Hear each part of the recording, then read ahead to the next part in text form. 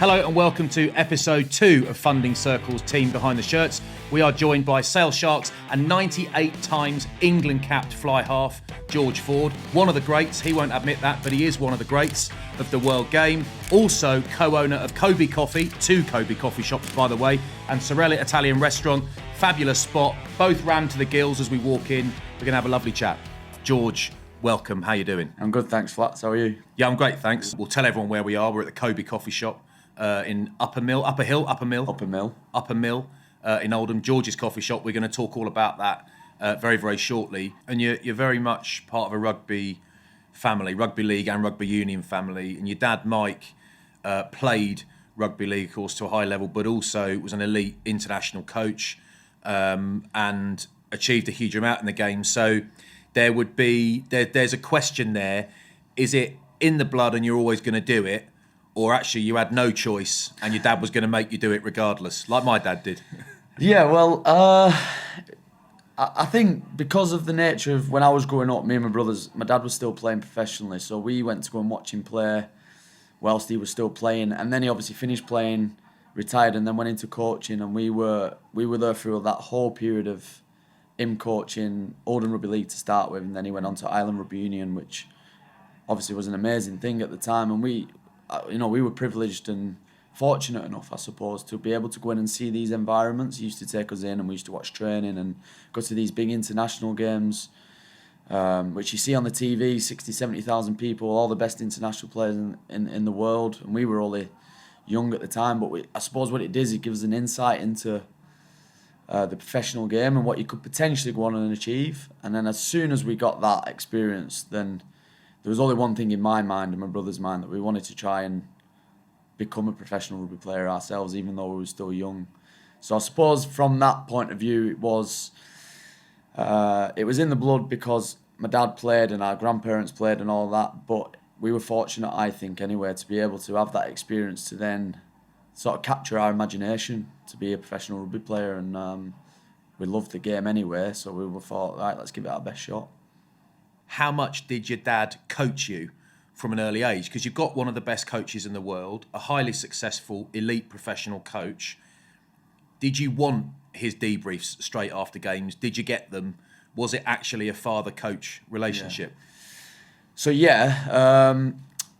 It was amazing to have that, don't get me wrong, because he was a professional coach himself and he'd been around other amazing coaches, and he could sit us down and we could watch a game on TV, or we could watch one of our games we played and we'd talk it through, and he'd, I suppose, educate me on understanding the game a little bit more and reasons to why things had happened, and accelerated my learning in terms of that. But don't get me wrong, there was times where, because it was a father and son relationship, you know it's like when you get feedback off your dad sometimes, and it's a little bit like it's a little bit hard to take, isn't it? Like, you yourself, like, oh, he's only trying to help me out here, like. Yeah. So then you get over that period, and I was so thankful that I had that, because it definitely did help me as a young player.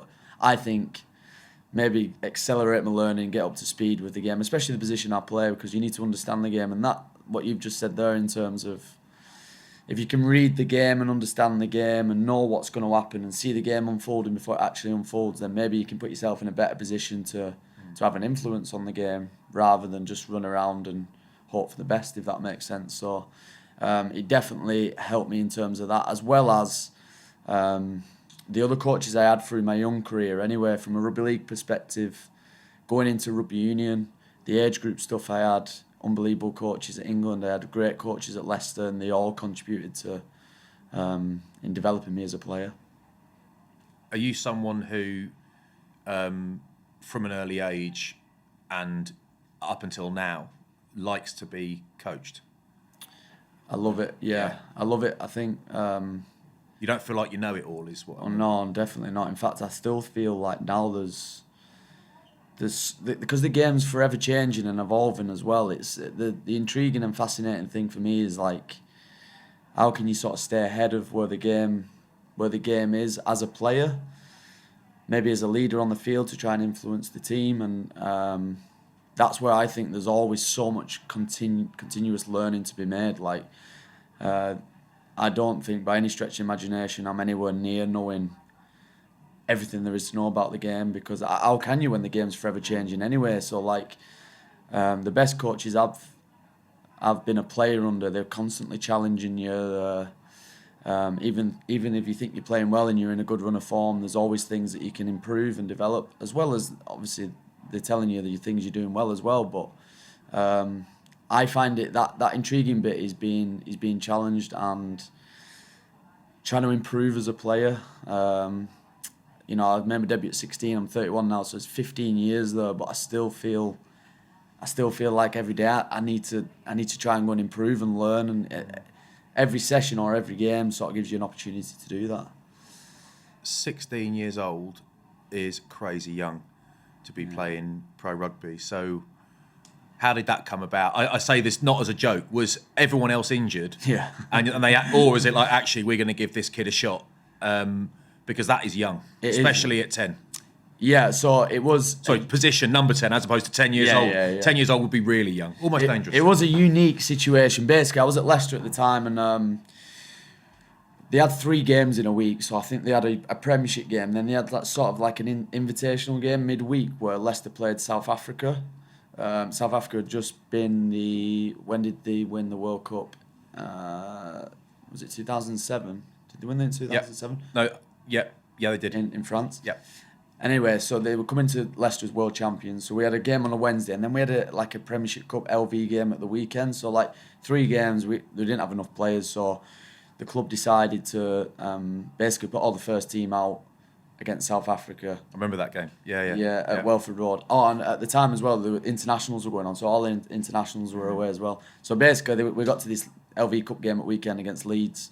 We were like down to the bare bones, and it was a mixture of real young lads. I think they even brought a few lads in on loan just to make the team up. And then there was a couple of like Ben Kay played and people like that. I'm not too sure why Ben Kay played, but he was there playing.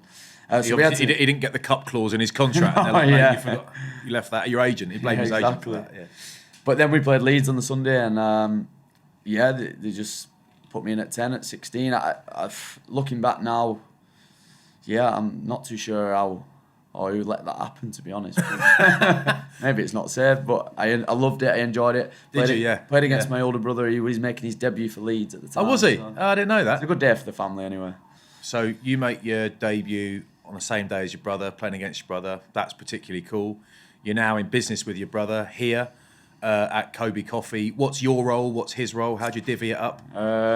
Depends what day it is. Because, look, the main challenge now, Flats, is we've got the coffee shop. My wife's got the Italian restaurant next door, but my brother's a full-time coach at Doncaster.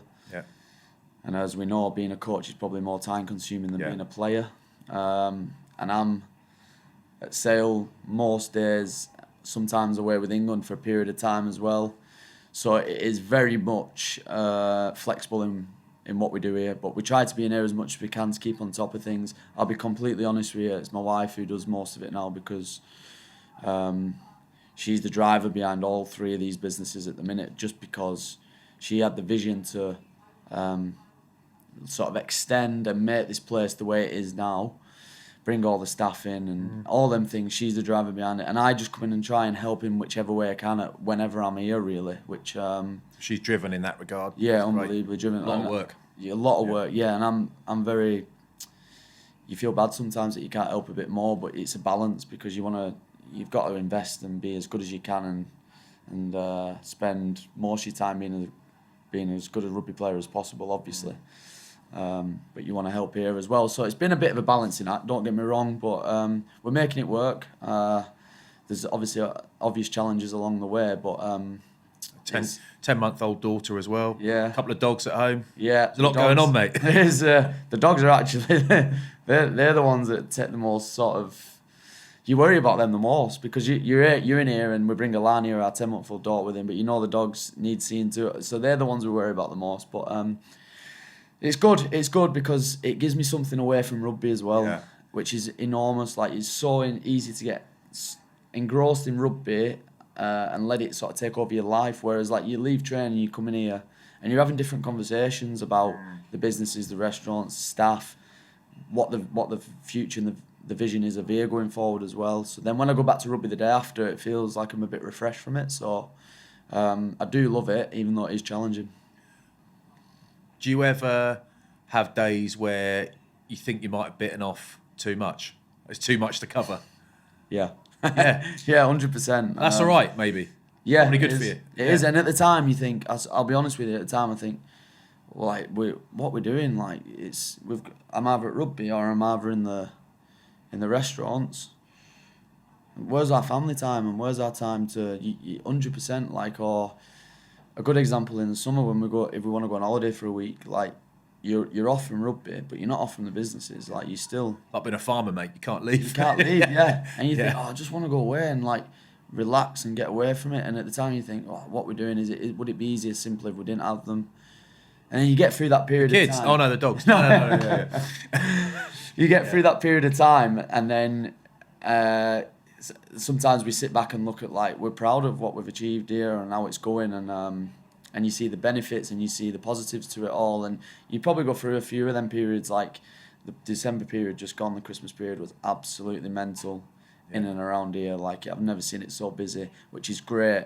Don't get me wrong, you want to be busy rather than empty, don't you? But that means that my wife had to be here pretty much every day, every night over the Christmas period, and it's like, it's the family time of year, do you know what I mean? So you're always having these sort of thoughts and discussions, but our belief is that you get out what you put in, I suppose. So, like, if you commit to something, let's go for it. And I suppose it's the same with rugby as well. Like, if you commit to it and look to improve, you should get what you want out of it. It's the same with the businesses. Yeah, it's business, it's rugby, it's family, parenting, Yeah. it's dog ownership. I mean, literally, it's all these things, isn't it? So, I think the same principles apply. So you've come back up north. So you spent time in Leicester, you spent time in Bath in the southwest, and here Kobe Coffee is where this is sort of home. This is, you live just up the road, don't you? And this is Oldham, the rolling hills of the north we saw coming in. Beautiful place to be. So is this always where you were going to end up? I'll be honest, I was unsure. When I left home at 16 and I went to Leicester for 4 or 5 years, I never thought I'd be going to Bath at the time. You think, you're at Leicester and maybe I'll be at Leicester for a while. Like, you don't know. Next thing you know, I'm in Bath for 5 years, and, like, I thought I'd be in Bath for the rest of my career. Yep. And then before I know it, back in Leicester, and then I'm definitely going to finish my career in Leicester. Like, and then before you know it, I'm back home. Like, I've never really sort of planned and envisaged sort of being back up here and I'm playing for Sale. It's almost like a traditional version of family and community all being, perhaps we're not all meant to live so far away from all the people from our direct support network, and it's this whole 15-minute city thing or whatever you call it. But actually, when you stop playing in 15 years, when you decide to hand your gum shield back in when you're 46, whatever it is, the businesses you've set up are at home. So you haven't set up businesses, you live where your businesses are. I take it you're not planning to leave this area for good as soon as you hang up your boots. So you're investing kind of where your roots are, in a sense. Yeah, I think so. I mean, ideally, you'd think, right, yeah, like, I'll finish my playing career and, I'd love to stay in the game somehow. I don't know what that looks like yet, but I've always liked the thought of maybe going into coaching. But again, with coaching, it's probably a little bit more unpredictable than playing as well. You just don't know where your opportunity is going to be, at what time, so in what country. It could be anywhere, couldn't it? So, but yeah, the idea of the business being here at home, where we're all from, the families are here, I think is a great positive, because even if I do finish playing and I don't stay in rugby straight away, we have got this where we live and where we're from, which is important. The key would be to be adaptable, and we're very lucky that we've got staff here at the minute who, even when we are potentially not here, we've got a lot of trust in the way they run the place. So yeah, we're fortunate with that. So you're in a position where you can still operate at the top level, but you're also keen to help the younger guys coming through. I wonder, as you look back, people often in your position will pick a coach, which is fine, you can do that. But if there is anyone else, I wonder, as you look back over the last, 15 years as a pro player, and the years leading into that, not that there were many because you played so young, and things like setting up a business, if you think about somebody behind the scenes who might not be an obvious support for you, might not get the headlines that you get because you're the one out there in the swanky shirt in front of thousands of people on telly, who sort of enabled and helped you get to the point you're at. Who do you think of? Who do you think of being the most supportive, the people you've been luckiest to have around behind the scenes? Yeah. Well, other than my immediate family, because they're the ones who've had the biggest impact. But the ones that come to mind is the secondary school I went to, Rishworth in Yorkshire. It's about 20 minutes from here, but I played rugby league at the time growing up, and that's the school I started playing rugby union. And they were incredible in terms of when it got to like me being 14, 15, 16, I had a decision to make to go rugby league or rugby union. It was either Bradford Bulls or Leicester Tigers at the time. And I chose Leicester Tigers because I thought I want to go and play rugby union in the future. I want to go and learn the game now. I want to go and be around Ben Youngs, Toby Flood, Jordan Murphy. I want to go and be around them guys now. So, there was a couple of guys at the school, Andy Thomas and Richard Unnix. What them guys did were they made it happen. So I actually left. I moved out of home at 16. I was still doing my A-levels at the time. But they were thought outside the box in ways I could go to Leicester and be full-time at Leicester, but still be educated at the school here. So, like, my schedule and timetable was they just did an individual scheduled timetable for me at school where, like, I'd come in for 2 hours on a Monday morning, 9 to 11. I'd see all my tutors, get all my work. Then I'd get in a car and go to Leicester all week. And I'd go and train full-time. I'd do my schoolwork. And you did it all. You did it all. Did it all, yeah. Because you never know whether you're going to make it or not. So I was like Dillinger. But then I'd be on email, like sending work back and forth. And then I'd go back 2 weeks later, Monday morning, or going on a Tuesday, whatever. Same thing.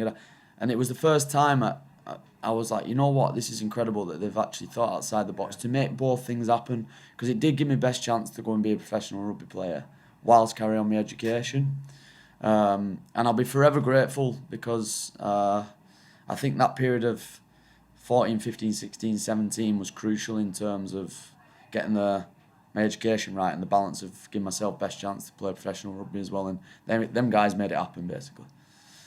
That's amazing. These people took all that time in terms of the people at the school and at Leicester Tigers, presumably your family as well, your parents, took all that time to sit and talk about you, to plan the life for the next year or two of a 16-year-old kid. Exactly, yeah. Who might not make it. Who might not make it because it was anything but guaranteed. But what the whole premise behind it was, they wanted to just give myself best opportunity to do it, as well as make sure my education's in the right place as well. And like, you think about a 16-year-old kid, for them guys to think like that and take the time to do it, like you said, I felt so like fortunate really, and it was.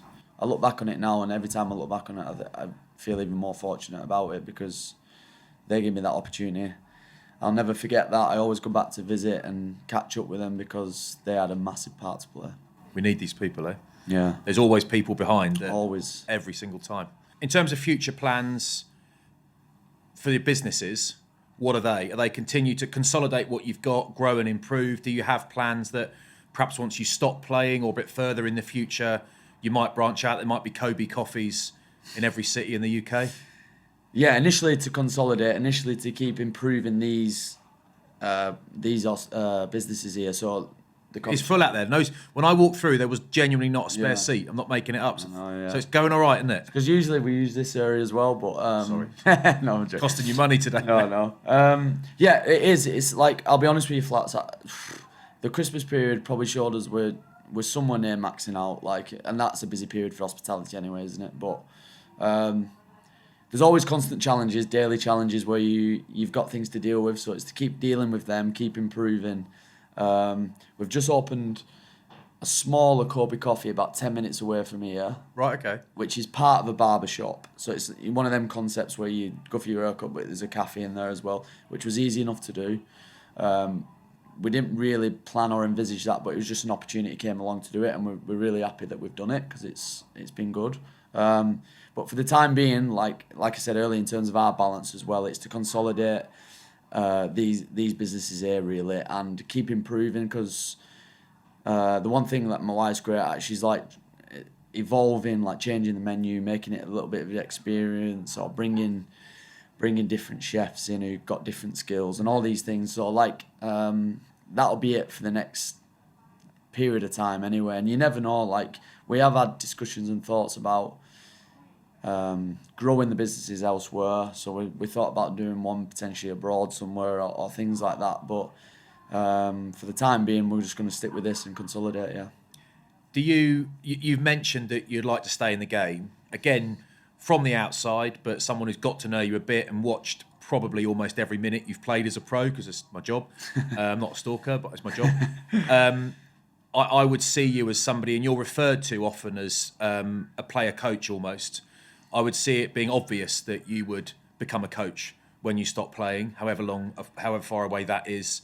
You say you want to stay in the game. I presume you want to coach rather than go into the marketing department at Sale Sharks and try and sell tickets. I presume it's the rugby stuff you want to do. Yeah, look, I'm obsessed with the game, and I mean that in a positive way. Like I love the week. I love the planning behind the week. I love trying to implement our planning training to then go and do it at a weekend. I'm loving like being a leader and trying to influence people.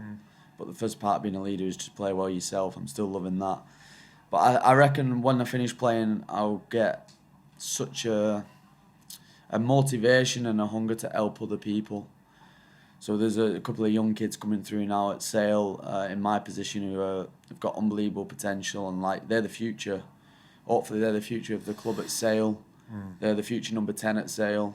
It's the same at England. Like you got like Marcus and Finn, for example, who are a lot younger than me. They're going to be the future of the England team. Like, so I will start to see it, even though I want to play myself and I still think I can play. I will start to see it as a bit of a responsibility to try and help these young kids step in and come up and be the best player they can be as well. Because hopefully, if I'm a coach, I might end up needing them to play well for me one day. So like, why not accelerate that process now and try and help these lads as much as possible now? And that's what like I feel like I would satisfy me to. Yeah. Because at the end of the day, rugby's a team sport. You want to be part of a winning team. You want lads to go and achieve their potential. It's never about the individual, or it's never about... It actually breaks me a little bit that if we lose a game at weekend and a couple of lads play really well, how sometimes you see that they're really happy because they think they played really well, but the team lost. I'm such a different way of thinking. Like, it's about the team winning and everyone doing the job for the team. And hopefully you see the X factor in everyone within that. So it's fascinating, I think, bringing a team together of individuals who are all different personalities and characters to try and win at weekend. Thanks very much to all of you for watching episode 2 of Funding Circle's Team Behind the Shirts. Well done, 40. Thank you, Flats. Good man. Enjoyed that.